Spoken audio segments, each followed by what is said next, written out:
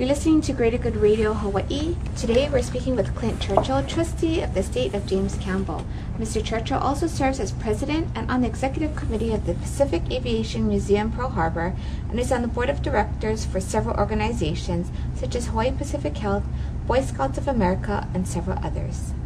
You mentioned that everything that you're kind of involved in is somehow tied into your passion, which seems to be the community, you said. Were you raised with this value, or is this kind of a personality trait? Well, I think perhaps raised with it.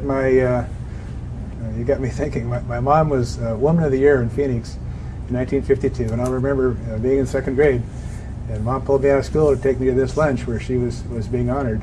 And she was very active in March of Dimes and 2 or 3 other organizations, so perhaps that was one seed of it. I give my wife credit. She's very active. She was a special education major and active with the Junior League here in Honolulu in our early years here.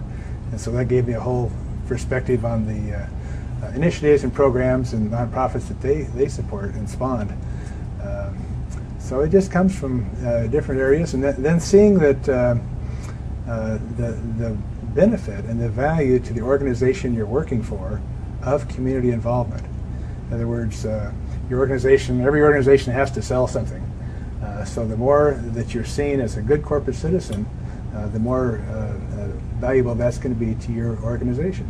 So you can see that in the case of the Campbell Estate, it takes a lot of community goodwill to do things like build more roads and develop more land.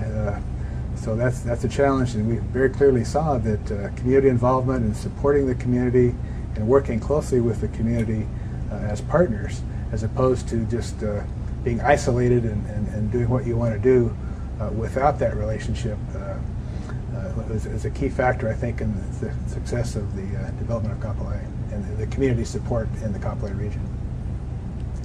What correlations have you seen between your community work and your business work? Like, have you seen that because you're involved much more in the community, it's had a direct effect on your businesses? Well, as I commented for the Campbell Estate, I would say definitely so. How about an example? Do you have an example of something that maybe Campbell had gotten involved with and that turned into something else? I think it's more of a building up of goodwill and trust and support. In other words, when we go to the community and talk about, have a hearing or something about a new project, and they're not so sure, well, what's that going to do to traffic or other concerns that they might have. But when they know and they've worked on other organizations with you, and you show you're committed and want to do the right thing for the community, there's a trust there and a relationship that's established because of the community service and wanting to work with the community. So I think it's more of a general buildup of that respect and trust. You've been in a lot of positions where you have to, take a leadership role. Do you have any favorite motivational stories that you tell your staff or your team or so on? Well, we're in this together. Let's work on it together. I guess the story that I would tell is one of the president and CEO of a company who was about ready to retire and he had a number of vice presidents and was trying to figure out who to promote as his replacement.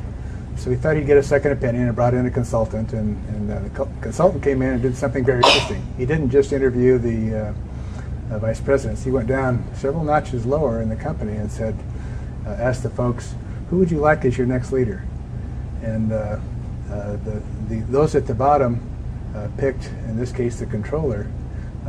We think Dave would be the person to take this organization to greater heights. It wasn't any of the vice presidents. So the consultant went back to the CEO and said, here's your next leader.